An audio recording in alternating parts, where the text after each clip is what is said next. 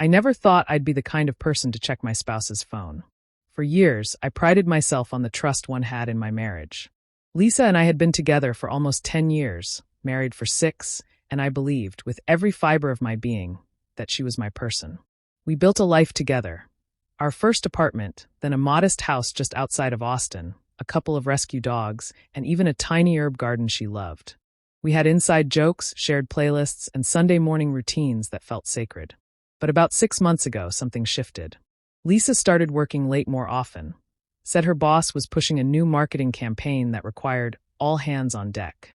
At first, I didn't question it. I know the industry can be brutal. But it kept happening. Nights she'd come home past 10 p.m., hair and makeup too perfect for a long day at the office. I asked once if everything was okay, and she smiled, kissed my cheek, and told me not to worry. Just tired, babe. Work's crazy, she'd say. And I wanted to believe her. I really did. But it wasn't just the late nights. She started taking her phone everywhere, even into the bathroom, and became oddly protective of it. She'd tilt the screen away when texting or silence it when I entered the room. When I joked about her having a secret boyfriend, she laughed too hard, too forced. That's when the feeling started. That pit in your stomach, the kind that doesn't go away. I told myself I was being paranoid, that maybe I was projecting insecurities. But the feeling wouldn't leave. It clawed at me at night, made me restless. So last Friday, when she forgot her phone on the kitchen counter before rushing out for another long day, I did what I swore I'd never do. I picked it up, hands shaking, heart racing, and what I saw wasn't a smoking gun, but it was enough. A string of texts from someone named Jay. No emojis, no overtly flirty messages, but intimate. Familiar. Same time tonight? You looked incredible yesterday. Missed your laugh today. My mind went numb. I felt like I was floating outside of my body. I wanted to believe it was innocent. A friend. A joke. Something. Anything. But I knew better. And I had to know more. That night, I told her I was heading out to meet an old friend. I kissed her goodbye, told her not to wait up.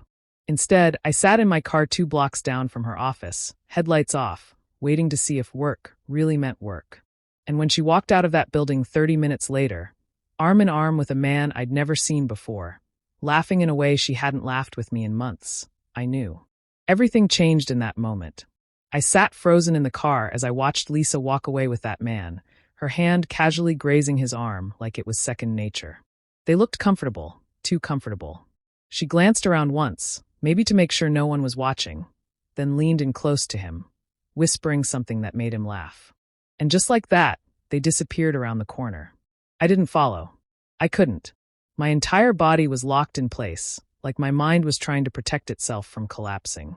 I drove home in silence, gripping the steering wheel so tightly my knuckles turned white.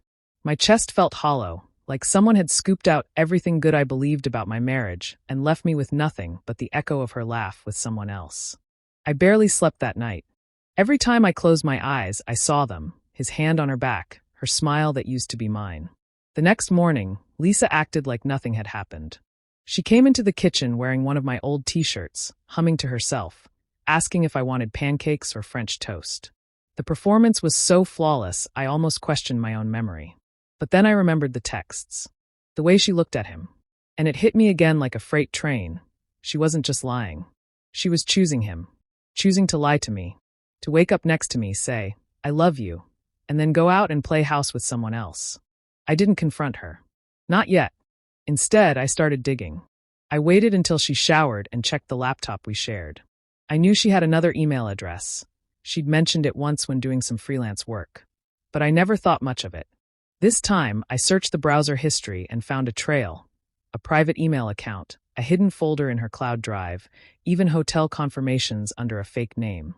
All within the past 4 months. Hotel rooms. Multiple dates. Weekends when she told me she was attending marketing conferences out of town. My blood ran cold. She had a whole other life. I copied everything, screenshots, emails, pictures. I even found selfies she'd taken with him. One of them in bed, wrapped in hotel sheets. Her face lit up with a kind of glow I hadn't seen in years. That image burned into my brain like acid. I kept asking myself, when did I stop being enough for her? Was it my job? My routine? The comfort of our quiet life? I thought we were building something strong. Turns out she was building an escape. I stared at her that night across the dinner table, wondering how she could lie so effortlessly. She laughed at something on her phone, and I wondered if he'd just texted her. I wondered if, when I leaned in to kiss her, she was thinking of him. My stomach twisted, but I stayed quiet. I needed a plan. I wasn't going to explode. I wasn't going to cry. I was going to watch. Wait. Let her dig the hole deeper. And when the time was right, I'd let her fall into it. The days that followed felt like I was living in some twisted play, pretending everything was fine while every fiber of my being screamed otherwise. Lisa continued her routines, kissed me goodbye in the morning, sent cute texts during the day, made dinner with that same practiced ease. And I played along, every smile a mask, every word a thread holding back a tidal wave. But I was documenting everything. I set up a hidden camera in our living room and another in the bedroom. Places I knew she might bring him if she ever got careless. I checked her phone when she was in the shower and saw more messages, coded names, vague times, affectionate phrases like, "I miss you already," and "last night was perfect." My chest burned reading them. Not just because she was betraying me, but because she sounded happy. She hadn't sounded that happy with me in a long time. One message caught my attention more than the others. It said, "I can't keep pretending forever. I'll tell him soon." That was the moment I realized this wasn't a fling. She wasn't just cheating, she was planning to leave me. I was just the stepping stone, the bridge she hadn't fully crossed yet. Maybe she was waiting for the perfect moment. Maybe she wanted to make sure things with him were stable. But the truth was clear. I was living with a woman who was halfway out the door, still wearing her ring, still sleeping in my bed, and still calling me her husband like none of it mattered. That night, after she fell asleep, I went out to the garage and sat there in silence. I stared at the boxes stacked in the corner. Wedding photos, letters we wrote to each other, the scrapbook she made after our honeymoon. I opened it, flipping through pages that now felt like lies. I stopped at one photo, her laughing on the beach in Cancun, her arms around my neck, our names drawn in the sand. I felt something break in me then.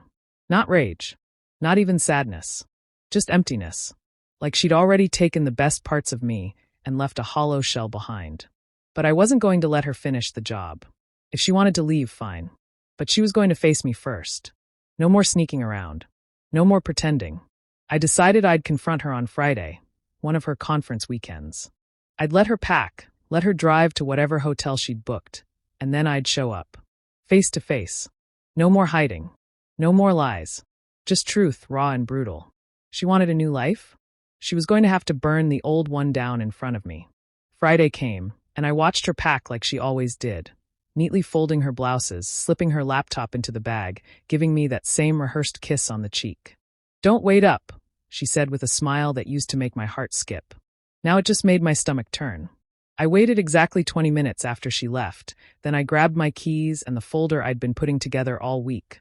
Screenshots, call logs, copies of the receipts I'd dug out of her purse when she wasn't looking.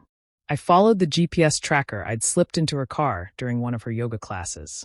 The dot on my phone led me to a boutique hotel just outside the city. The kind of place couples go to when they want privacy and soft lighting.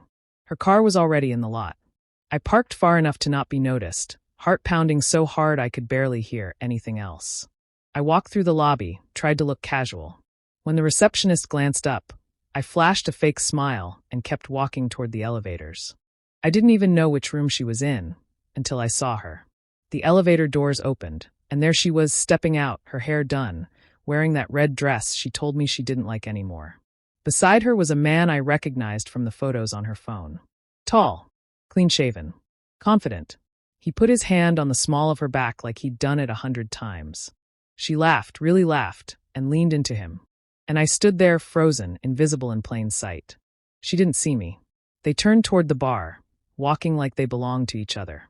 I followed them, keeping a few paces behind, phone recording in my pocket.